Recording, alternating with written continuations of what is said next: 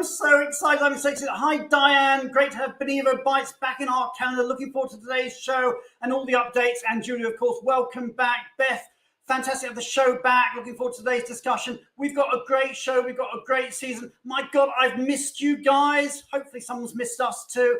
Wednesday just felt so strange over the last month and a half that we weren't there, but it's just great to be back. Of course, this is Benivo Bites. It's the world's first mobility tech show. And what I want you to do, you know how it works. Join the conversation, write in the comments box. It's how we know you're there. Tell us about your vacation, what you've been up to. Hi there from Emily from France. Great to have you back as well. Just tell us all your news. Let's share it. Let's get a bit of audience engagement back as we all meet with each other and say hello to everybody again. We've got a huge show for you today, and we've got some great shows lined up for our new season. Today's show, we're going to be talking about agility.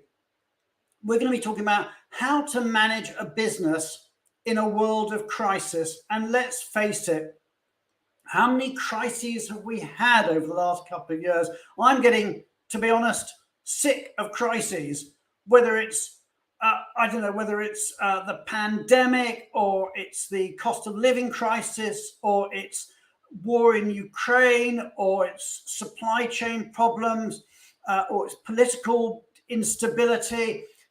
There's been crisis after crisis after crisis, and they've affected our industry massively. So we're going to be talking about agility and how we all manage in a world of crisis. And then next week, we've got a wonderful show. Next week, we're going to be talking about the employer of record revolution. And our special guests are from Deal. More on that later. And I know some of the Deal people in the audience today. Fantastic company. And my gosh, have they grown and grown and grown. So we'll be talking about employer of record. And I know many of you will use employer of record companies, and we'll be talking about everything they do, and you'll be able to ask questions about how you work with employer of record companies and the strengths, the weaknesses, the best way to manage remote working employees through EOR. So big show for you next week. Now, of course, the other thing with our show is that, of course, you do get your codes.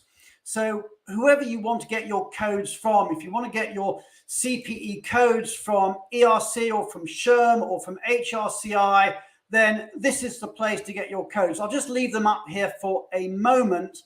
So if you do want to get your codes, there they are. You've got your GMS and your CRP codes. You've got your HRCI codes. You've got your SHRM codes. What I suggest you do is, if you want to get codes, is quickly take a screenshot of this screen, or take a photo, get your camera out and take a photo of it. But we'll leave it up there for a second or two. But those are the codes if you want codes. Now, one of the things we try and do every week is to have a little bit of breaking news. So what we'll do now is let's share the breaking news from around our industry. I'd normally say over the last week, but actually it's obviously a little bit longer than a week now because we're away. So let's share some breaking news.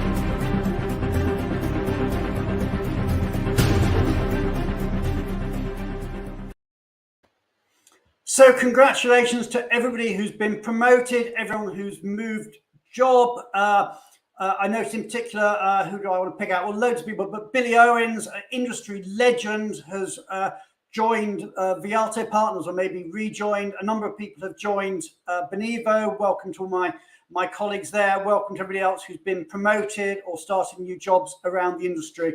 So congratulations, everybody. If you have breaking news you want to share with us, then just drop me a message on LinkedIn or otherwise. I'll make sure we try and get you on there. Of course, congratulations to Server and BGRS on completing their merger. So congratulations to them. I also want to actually share some very sad news, and that is many people in this industry will know and remember fondly Steve Lewis. Steve was latterly he was with Verman Partners based out of KL. Before that, he was with, I think, Unigroup based out of Hong Kong, a long-term mobility and moving expert, very, very active in FIDI. And Steve sadly died very suddenly just a few days ago at the very young age of just 56. So a quick tribute to Steve. Steve I knew fairly well personally. He actually ran the Hong Kong branch of the Forum for Expatriate Management for me when I first launched FEM many, many years ago. So a tribute to one of the good guys of mobility who sadly is no longer with us. So now what I do is I want to move on to talk about our regular immigration update. And I'm delighted that we have back with us as ever and back from vacation, Julia Onslow Cole. So everybody, you know how it works. Hit the heart button, hit the like button, hit the applause button, and let's welcome back to the Benivo Bites show, the one and only, the great, the legend that is Julia Onslow Cole.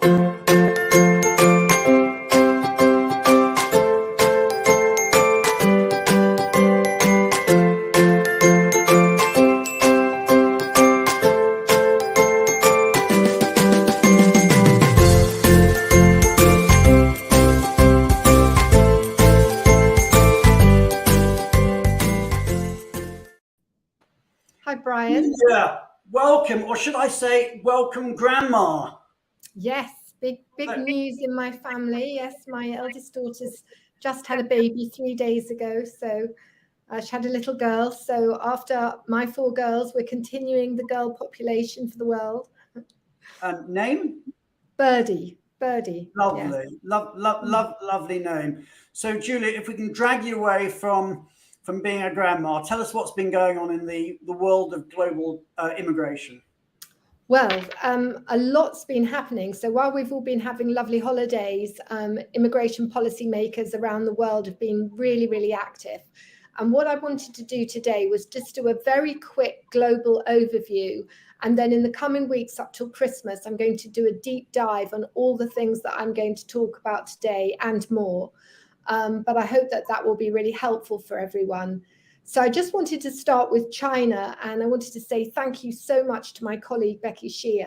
And you may recall that when we left for our holidays, Shanghai was just coming out of this 75-day lockdown.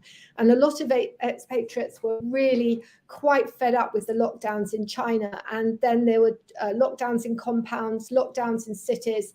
In fact, recently there was a lockdown in Sanya, which is a beach vacation resort. But we are seeing that the lockdowns are now having more of a pattern and people do seem more settled. So the interesting thing is that although new hires into China seem to be quite down at the moment in numbers terms, because I think people who haven't yet started their assignment are quite nervous, the renewal rates are actually even. So I think those people that are living in China with important jobs, they are actually now becoming a little bit more calmer about what's going on, and there's a little bit more transparency and a sequence to what's happening. Just moving to Singapore, and thank you to Mark Buchanan, my partner in Singapore. There's really huge changes. So positive changes and negative. Positive in that the fair consideration framework, which is for job advertising, is actually relaxing the need to advertise for 28 days and putting that to 14 days and speeding up the process. But more negatively, the Ministry of Manpower is raising the bar for exemptions from when you don't have to advertise. They're raising the salary for the job that you'd have to have if you don't have to advertise. And then finally in Singapore, there's this new announcement which excites everyone about a talent visa that's coming into force on the 1st of January. It's going to be based on a person, not a company-sponsored visa, and it's for very talented individuals or people who are working with companies with significant revenues or people who have outstanding achievements. So that's a really big thing. Then quickly to the Middle East, I wanted to say that there's a raft of changes. I will be in the Middle East in about 2 weeks' time. I'll be in Dubai and then Saudi. There's a lot of changes that I want to talk about. I want to talk about it when I'm there, but very important, lot of business going on in the Middle East. And then focus on Africa. Thank you so much to Lunga Mani, to Kwasi Hagen, and also Willis Macaulay, because there's a lot of changes. And I really want to, in the future Benivo programs, just actually highlight some things about Africa, because there's a lot of investment going on there. So South Africa, the critical skills visa list has been amended. The requirements are harsher. And what you now have to have is 2 degrees for some senior jobs. And we're finding 2 that, degrees?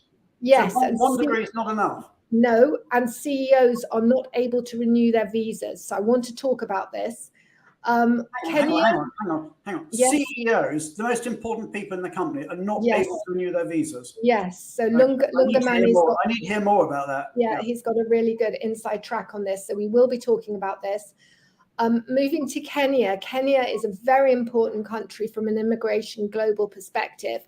What we've seen during the summer is a lot of companies move their people out of Russia into Dubai, because it was very easy to move to Dubai. And then actually, because of the cost of living so high, they're looking for other places to put them. And many businesses are actually moving them to Kenya. You can actually get there in 3 weeks. So that's a good option. I want to talk about that. And then again, thank you to Kwesi Hagen, because Ghana and Senegal are very important for a number of companies. There's a lot of infrastructure, new airport, a lot of oil and gas development, but they're putting in strict rules to protect local talent. So we will cover that.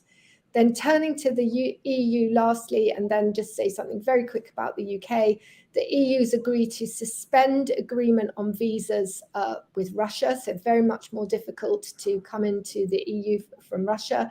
And there's going to be this new ETIAS scheme, which I'm going to be talking about, and they've pushed back the implementation date till November. In the UK, they've introduced new visa options. We talked about them a few weeks ago, but I will be talking about them in more detail. Global mobility, high potential, and a scale-up visa routes.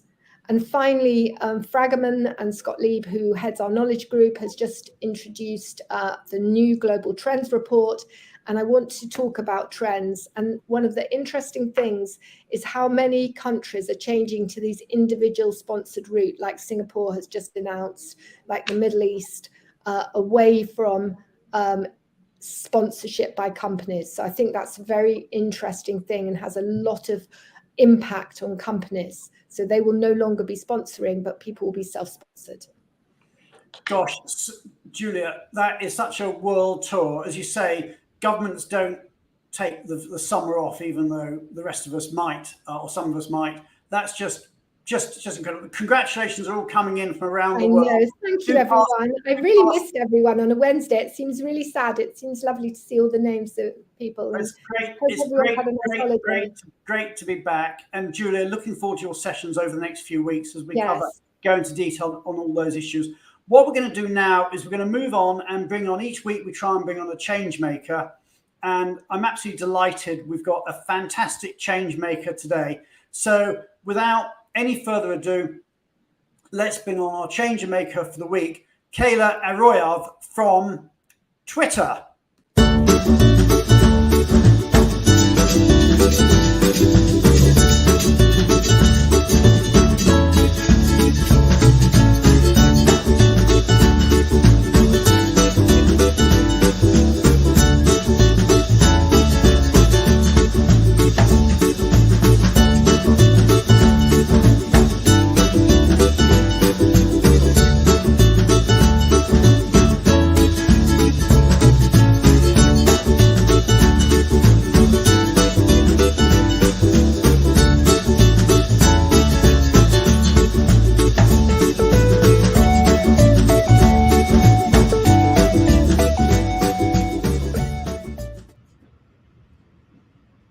Hello, Brian. Kayla, great to have you on the show. Come on, everybody, hit the heart button, hit the like button, hit the applause button. Let's give a really big welcome to the show to the wonderful, wonderful Kayla from Twitter. So, Kayla, tell me a bit about Twitter. I don't know the company. What does it do? Well, it's just a small startup, Brian. We're actually just getting off the ground. Yeah. No, well, I wish you all the best. I mean, it's a great idea, but you know, hopefully it takes off. Fingers crossed. Fingers crossed. Right. Cool. Yeah. Yeah. Okay. Yeah. No. Let me know. You know, I'm always interested in investing in startups. So let me know. Anyway, Kayla, all joking aside, I mean, it's an amazing company that you work for. It's one of the companies that defined our era in terms of the way it's changed the way the whole world communicates. So tell me, Kayla, how did you get to Twitter? What's your background? Yeah, no, happy to share, Brian. So I actually started out thinking I was going to be a Julia. I was going to be an attorney for Fragaman, and I was on the law school track. So I graduated college and worked my first 3 years at a law firm doing as an immigration paralegal, which I think greatly benefits my role today. I decided, law school wasn't the right route for me, but I wanted to continue this work. So I transitioned to global mobility and found it to be so dynamic. There were so many aspects that I was ready to learn and excited to learn about. I worked for FTI Consulting prior to Twitter, and I've been at Twitter since January. So, okay. And you're one of our Changemakers, and we've got a group. Tally will tell me a bit later. I think it's about 60 Changemakers that we have, and you interact with others. You've got a passion for technology. So tell me about technology and mobility and why it excites you so much.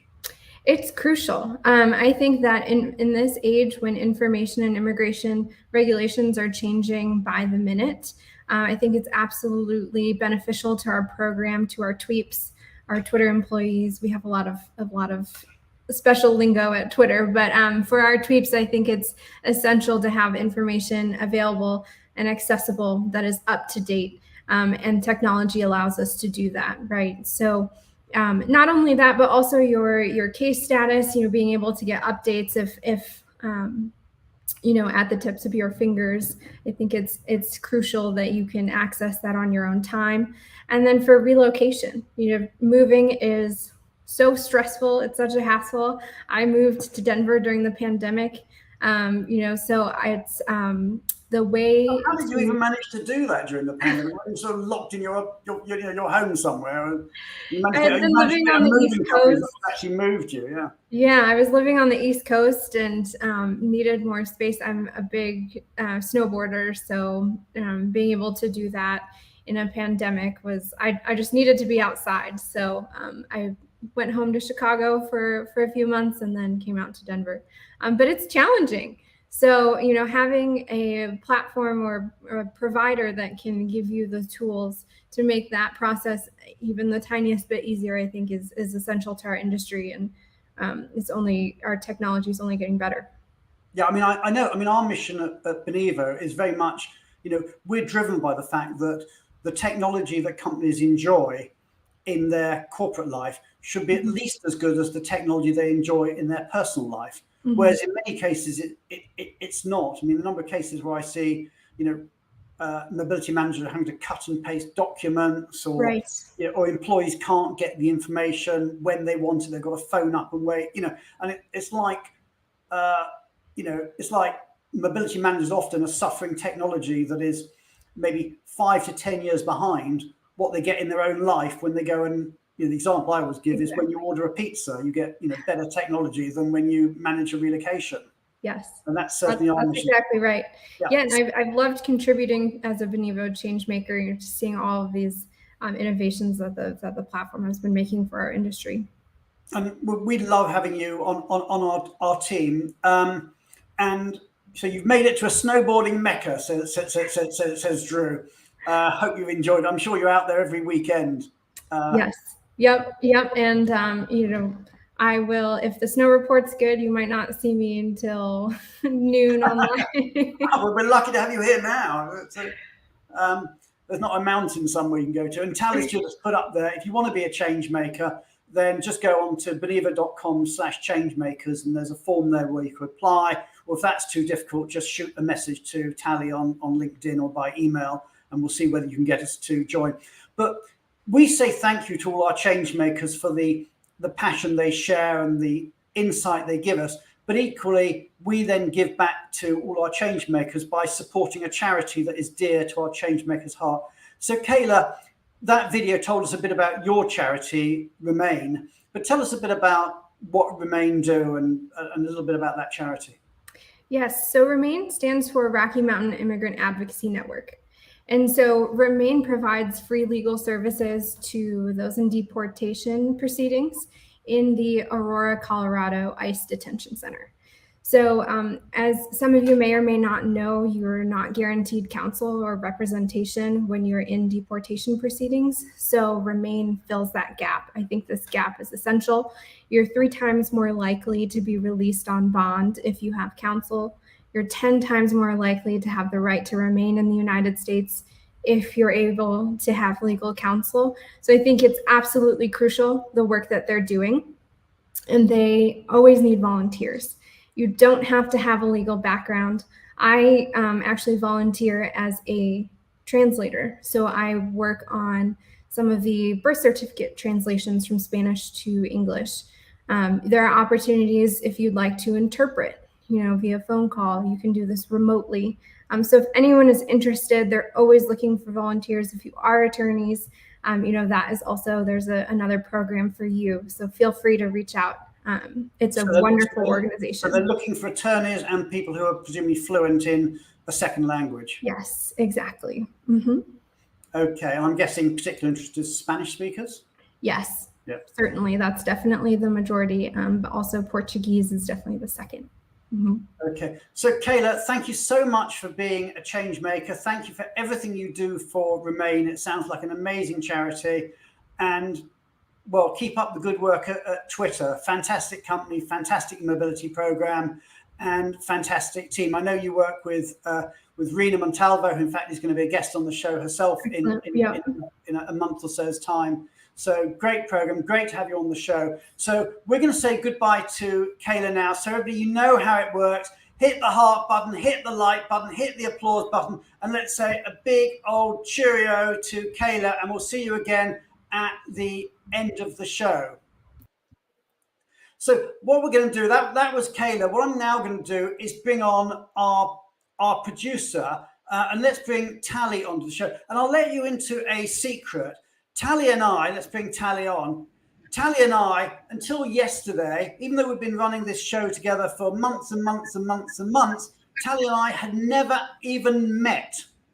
I wasn't sure you even had legs. I wasn't sure about that. Yeah, I mean, it's amazing. And you look just like you do on but Tally, so you're in London. So anyway, Tally, how are you doing? And tell us, what's your news today? I'm really good. And Brian, I can't believe you said we only have 60 change makers, but actually you were correct. And you're talking about agility. So Benivo keeps growing and growing, and so is our change makers group. And we actually already passed the 80. Wow! So gosh, I'm sorry.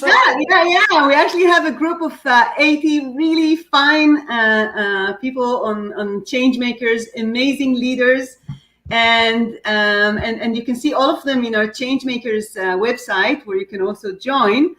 But actually, I brought this slide not because you mentioned the 60, which is actually 80. And I can see loads of faces there that everybody will recognise. So yeah. That's just great a few, a small group from them. That's just a small group from them. If you want to join, I'm afraid Changemakers, it's corporate only. There's no service providers in it. But if you would like to be a Changemaker, then do please reach out to us and join this fantastic group of mobility thought leaders. And what I wanted to tell you about the Changemakers is that last week we had a really interesting discussion there in the group. These are all really leaders in global mobility. So when they start discussing things, it really go into the depth. And we had a discussion around the subject of employer of record. And they brought some really interesting comments. And as you mentioned, we're going to have this subject next week in our show with Dil. And so we're going to bring some of these comments that were made there, of course, with no names or identification, but it really give a lot of depth to the discussion. And I have a feeling that this discussion is going to continue in this group. So that's another good reason to join us, to join the Changemakers.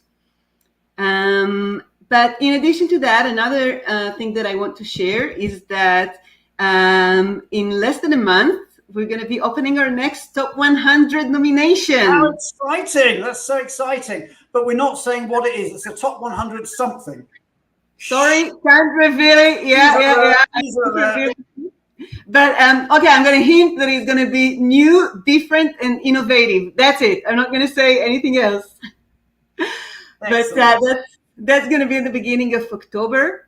And the last thing that I wanted to mention, and you also already mentioned it, and yesterday was my first visit to the actual physical Benivo office, and it was my first experience seeing what a fully remote company means, and it was really amazing experience, and it is an amazing company to work for. So we're always growing, and we're constantly on the lookout for good people to join the team. So if anyone is interested, we're here.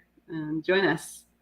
Absolutely. And as Tali said, it is fully remote. When she came to the office, that's just an office that we use on, one day a week. We have people can come in, but that's just in one country. We have people all over the world who are remote.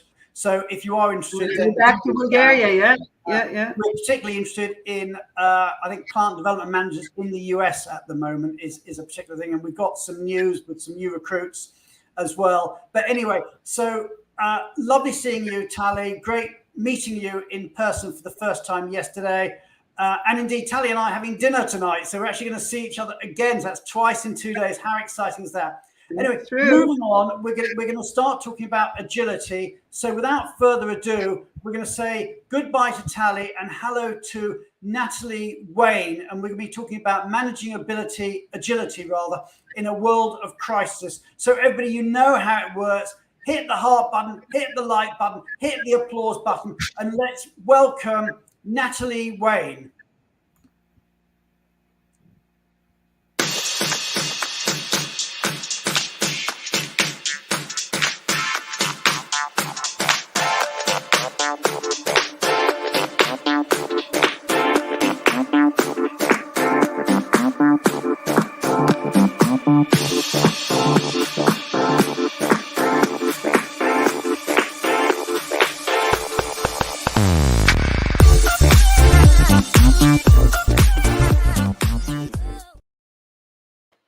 Hey, Natalie, great to see you. How are you doing? Hi, Brian. I'm really good, thank you. How are you?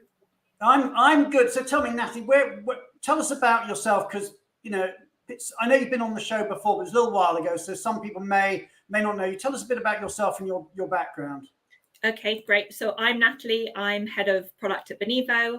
I've actually worked in the product management and tech space for over 17 years now, which sounds a long time. Initially, I was within the education industry, and then I moved to Benivo nearly 6 years ago. But I've always worked in that kind of startup agile mentality of moving fast and creating flexible solutions to solve user problems.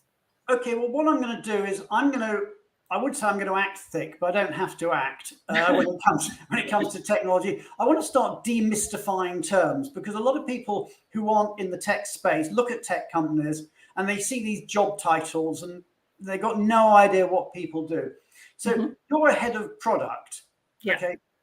what does that mean? What is a head of product? What do you do all day? Tell me what your job is. Oh, I don't do much. It's my team that do a lot of the work. But within my product team, we've got 4 product managers and 1 product UX UI designer. And it's my responsibility to oversee the development and the management of the roadmap within our given timeframes. Okay, I'm going to carry on these stupid questions. UX, UI. I just look at it. It looks like UX, UI to me. So, what is UX, UI? Just let's so we all know what we're talking about here. Okay, so our product UX UI designer, she's responsible for creating user interfaces and experiences across the platform. And our platforms are web, mobile, and tablet. She needs to make sure that the designs are visually appealing. They also are functionally easy to use, while making sure that it represents the Benivo brand identity. She also is responsible for creating interactive prototypes and user flows to ensure that the desired UX, so the user experience for our features, are created. Okay, so you mentioned agility, and that one of the things that you do is make sure that the company is agile, and that's something you've worked in for 17 years or whatever it's been. But I mean, actually, let's just get the audience involved as well. I mean, because here's a question for the audience: how would you describe your company? And I'll give you a choice, and feel free to expand out. Are you a company that's cautious but slow? Or would you describe yourself as a company that's fast and agile? And I know from my perspective, I worked before I was in a startup, I worked for some of the big 4 firms. And I hate to say it to my friends in the big 4, but all those firms are cautious but slow. I mean, maybe caution and prudence is written into the DNA of accounting firms. But I think lots of large companies can be very, very cautious. They move very deliberately, very slowly. They're scared of making mistakes. And in many ways, they're ocean liners or tankers that find it quite hard to move. Whereas a lot of tech companies and startups can be very, very fast and agile. So people feed in your comments. What do you feel? I mean, what's your company like? Is it a cautious and slow company, or is it fast and agile? Steve Hoffman, Deal, fast and agile, of course. But Deal, I think, has grown from I think 100 million turnover within 20 months or something, which is pretty darn fast. But tell me, Natalie, from your perspective, what is agile? I mean, we use this term. What does it mean to be agile?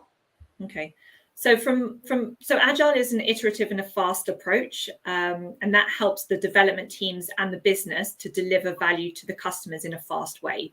So it allows us to learn fast. It also allows us to fail fast, if that's the case. It also allows us to take features I'll just interrupt you that. You said failing fast. I mean, I think that's a really good point, because I think a lot of people are scared of failure. Failure is a bad thing, the F word. But actually, I think what we're saying is that it's okay to fail as long as you fail well and you learn from your failure and you go forward. So don't be scared of failing. I think, I'd be the first to admit that, that we failed from time to time. That's not a bad thing to do, as long as you learn from it and move forward. Sorry, I was jumping in, but you carry on. No, absolutely. I mean, that's, the kind of motto at Benivo, that, it's fine to fail if that's the case, but let's learn from it. Let's move on.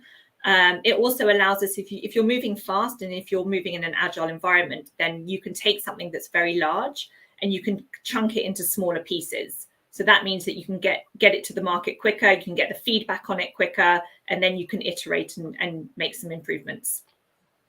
Yeah, because I think we've seen lots of examples of companies that haven't been agile. And I mean, if I take Benivo as an example, when we started out very much as an employee experience company, and we moved and we pivoted to becoming a mobility management company.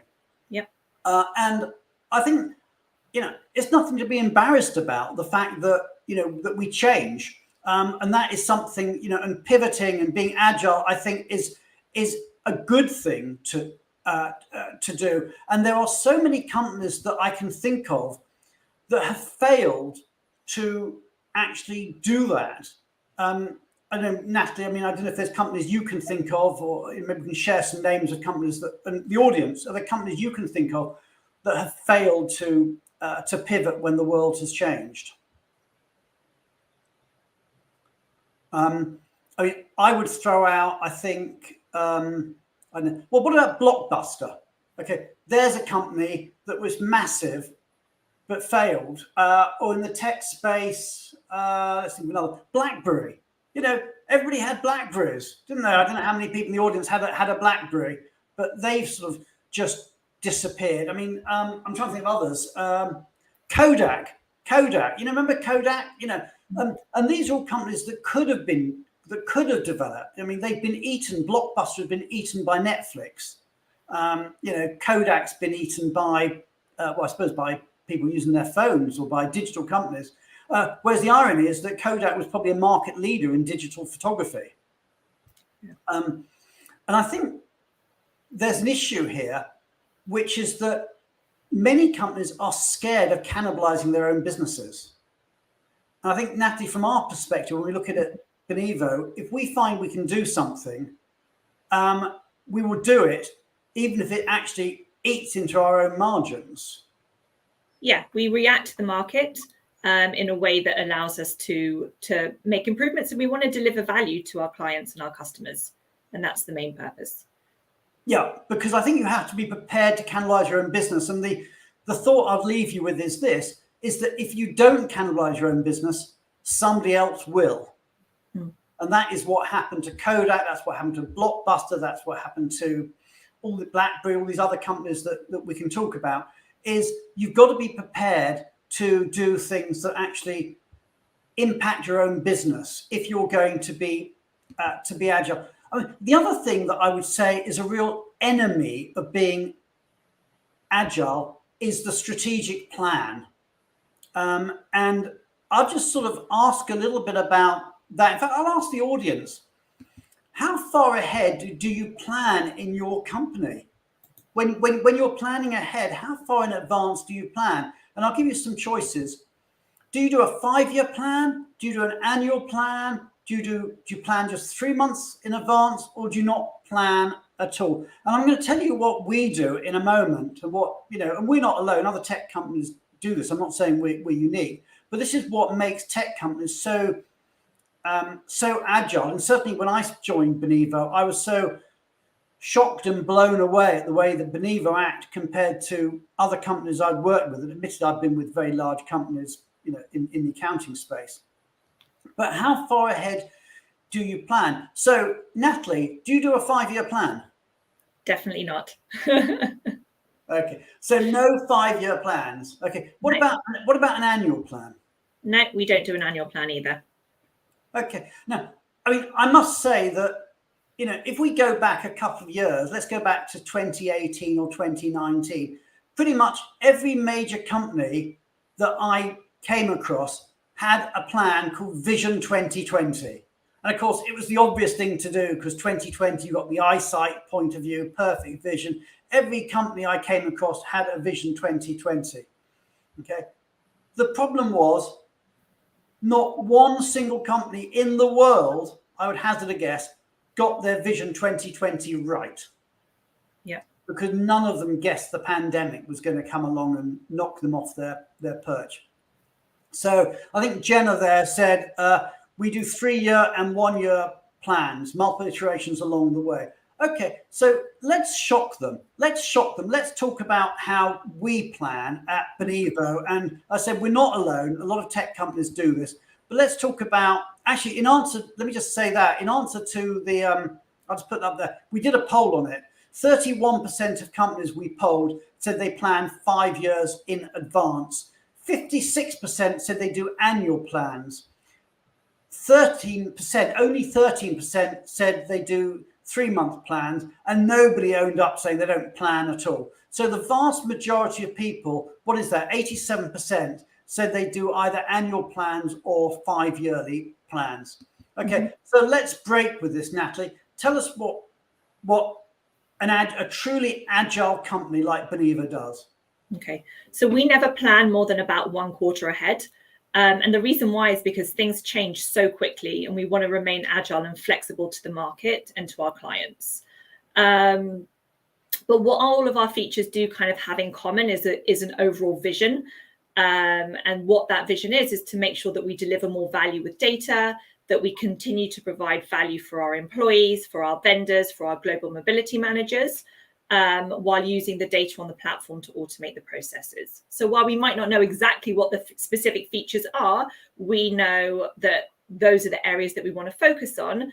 But we also want to make sure that we don't just work on external business requirements, but we focus also on internal Benivo processes.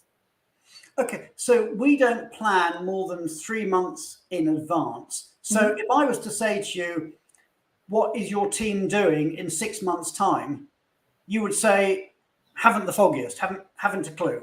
Yeah. Okay? It's blue sky, that it's completely empty what we're doing in 6 months' time, because we deliberately leave it empty so that we can be agile. Correct.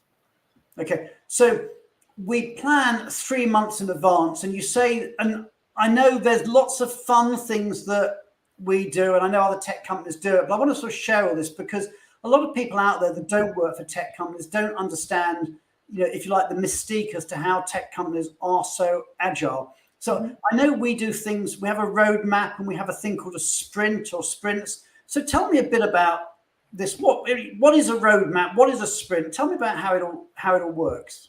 Okay, so our roadmap is kind of 3 months ahead. So we're looking at the Q4 roadmap now, and we split the roadmap into months. And then every month we have a sprint. And if we're looking at Q4, we've got an October sprint, a November sprint, and a December sprint. Yeah. So we know roughly what we're going to do, and we prioritize kind of hard client commitment deadlines and things like that at the beginning of the quarter to make sure that we deliver. But the other things we do have a rough plan what we're doing, of course, because we need to make sure that we have enough time for the product managers to do their discovery phases, to work out and plan every use case that we may have. But we also want to make sure that, if something else critical comes in, we're nimble enough to slot that in as well. Okay, so let me just dig down a bit on this. So we've got the roadmap, and we're saying that in Q4, this is the sort of stuff we're going to do, and you then split it down. So give me an idea of the size of the team. I mean, because Benivo is actually surprisingly big as a company in terms of developments. People may not realize we've grown so far. So give me an idea of how many developers there are out there and how these sprints work. Yeah, so we have roughly around 50 developers, although we're growing those teams all the time. And the development teams are split into 4 main business development teams and 1 team that's more focused on kind of the performance and the stability of the platforms. And then within each business development team, we have a Scrum Master, we have a tech lead, we have QAs, and we have cross-functional developers. Okay, I've got to stop you there, because these are terms that walked into that. These are terms that need demystifying. Okay, who or what is a Scrum Master? Just tell us what a Scrum Master is or does. Okay, well, Scrum Master actually has a really important role, and they serve 2 main parties. So the first one is the product managers, the second are the development team. So from the product management perspective, the Scrum Master needs to make sure that they fully understand the feature that their development team are working on. They keep the product managers up to date with all the progress of each particular small item. They let us know if there's any blocks within the sprint, so anything that the developers can't progress on.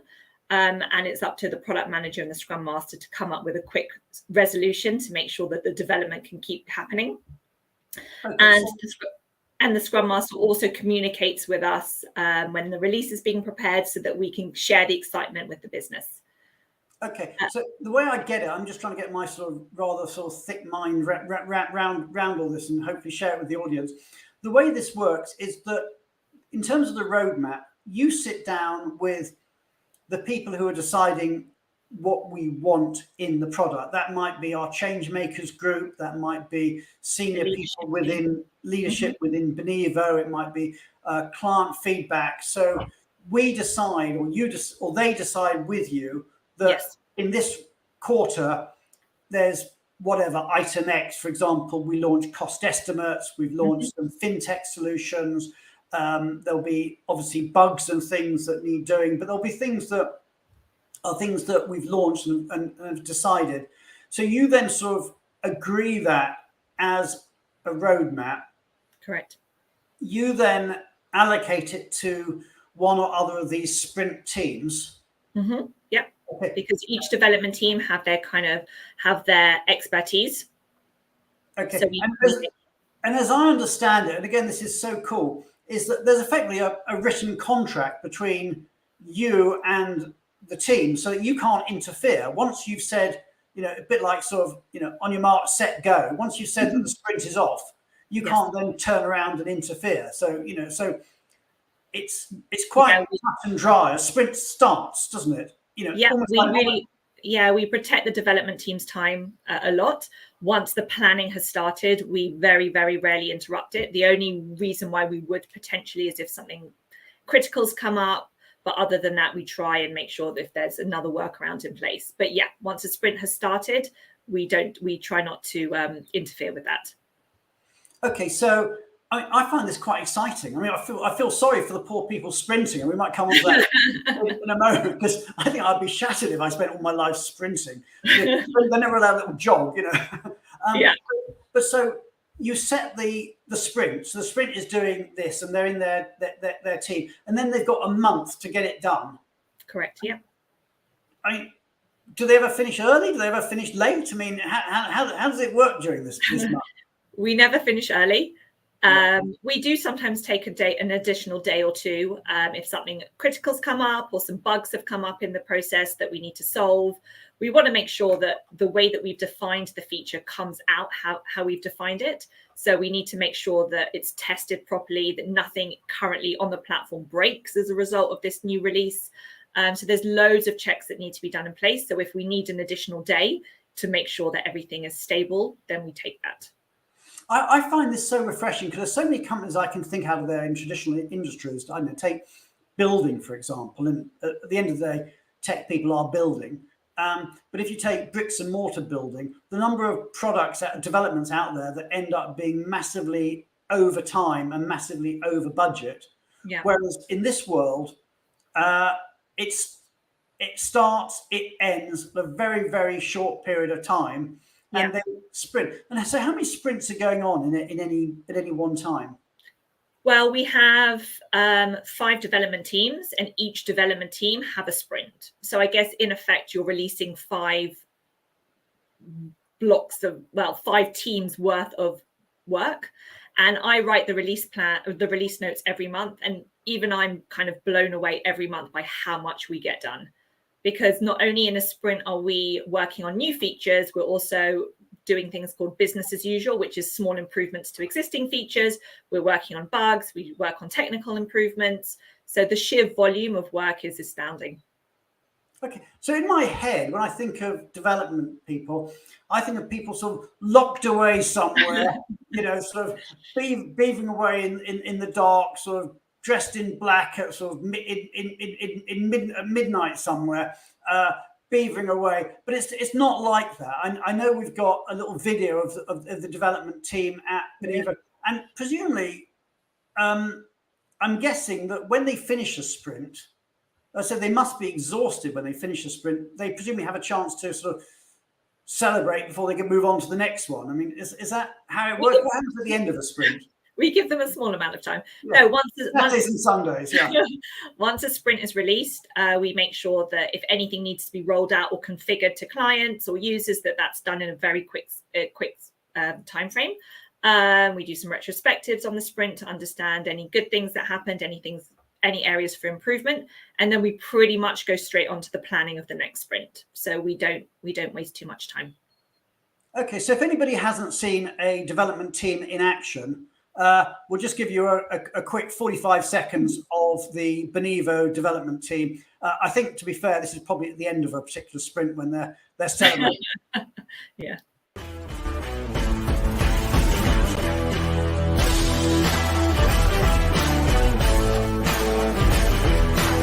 I got a hunger, I gotta feed my soul. gates are open, so release the bulls. Don't hold me back no more, unleash the beast inside. Stand up with my pride, I was born to toe the line. I'm ready to light the fire inside.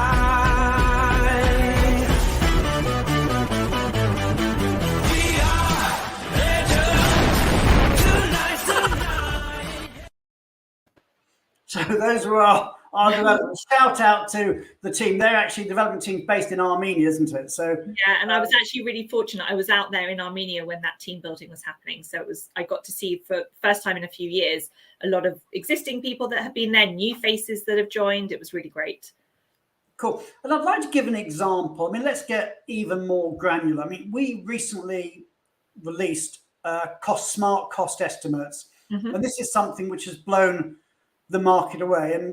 And let's just step back to how that started. I think, you know, the first instance was our client and our change makers were saying to us that there was a problem with cost estimates generally, that cost estimates tended to be expensive, they tended to be slow, they tended to be have all sorts of manual stuff in there behind the belt, and also cost estimates sometimes could be you know, inaccurate. They're pulling in information that was maybe out of date when in fact the company had better information. There wasn't any sort of learning in there.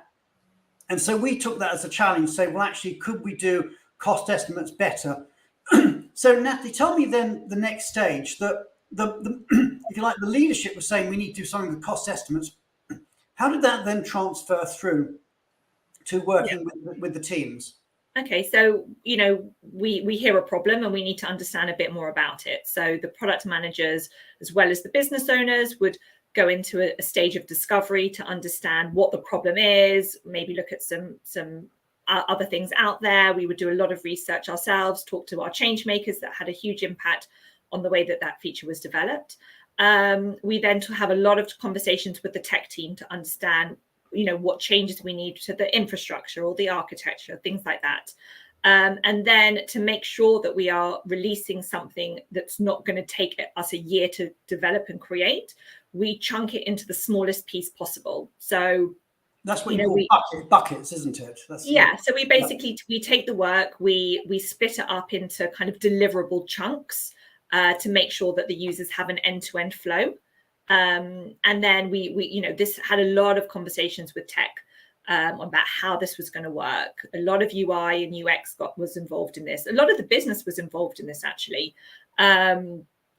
And then what we're really trying to do is make sure that, the flow makes sense, that we're delivering on the problem. I mean, this feature, the MVP, took us several months to develop, hundreds of items, many sprints, hours and hours of discussions. So this was a huge feature, and actually something that a lot of the company got involved in. Okay, and then I know as you go through, you get backlogs and you manage the backlog as well. Tell me a bit about how that works. Yeah, so with a backlog, what that is it's a large portion of lots of different items and work. And what we do there is it's a process by which the product management team adjust and they prioritize the different features along with smaller business requirements, bugs, technical improvements, as I was saying before. So we make sure that we're working on all the areas that will create most value at that time. So when we look at our sprint, I would say maybe 70% of each sprint is about new developments, new features. 20% is possibly smaller business as usual areas, because we never want any of our features to stay still, because we're constantly getting feedback from users and internal stakeholders as well. And then a portion of the sprint is to do with fixing bugs and technical improvements. Okay, so I mean, this is so cool because this is the way that we can move to be agile. And I think one of the things that's in there, a lot of large companies try to get things right. They strive for perfection. And I think what you're saying and what we do is we recognize that we're not going to get it perfect first. What we try to do is to get, as you say, the MVP. We try and get to a minimum stage, recognizing that it's always going to be, as you said, iterative. It's going to be continuous improvement. And and I know I said earlier that I think the strategic plan can be the enemy of agility, because it locks you into things for 5 years and it doesn't allow you to be flexible. But also maybe striving for perfection can be the enemy. I think they say, what's the old line? That don't let great be the enemy of the good. Yeah. So, from our perspective, tell us a bit about an MVP and how that moves forward. Yeah, well, it's what we call a minimal viable product. So it's something that's a chunk of work that delivers value to the end user, and then allows us to take it to the market and get feedback quite quickly. But what I do want to say, Brian, is as well that, with all of the features that we work on, we also develop them with a generic solution in mind. So we have the ability to put customizations in place.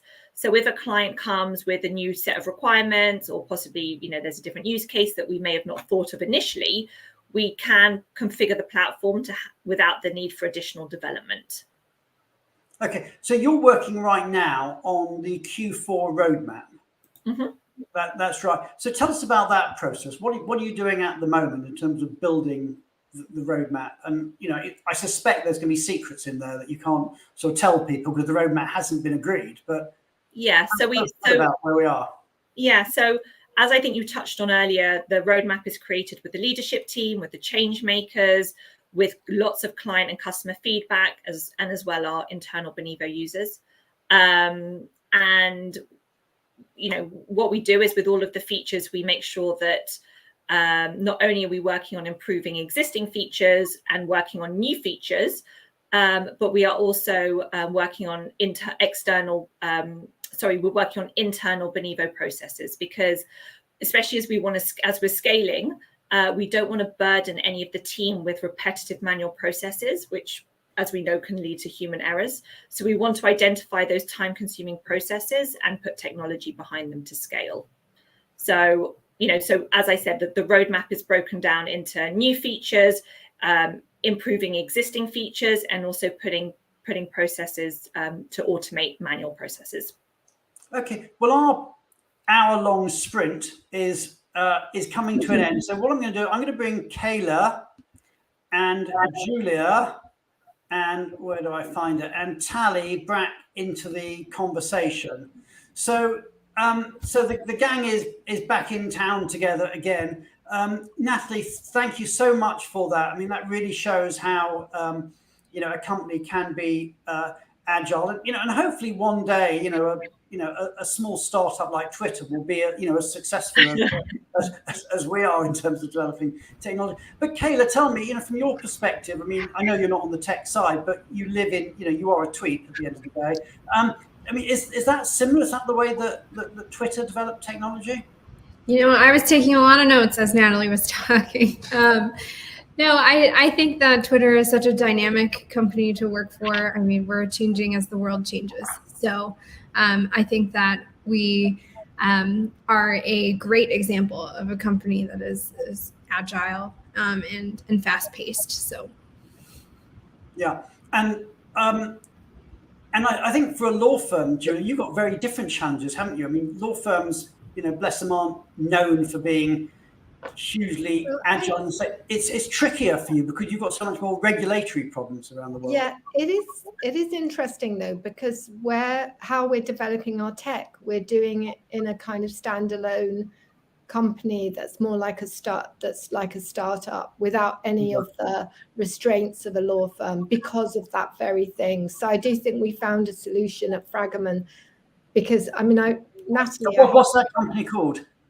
It's just an internal company within Fragaman, but it was fascinating, Natalie, hearing you speak, and it's so impressive what Benivo have done, really so impressive. But I think you're right, Brian, that's the only way to really develop tech is kind of outside the law firm environment, because it is quite difficult to be so agile and flexible within it.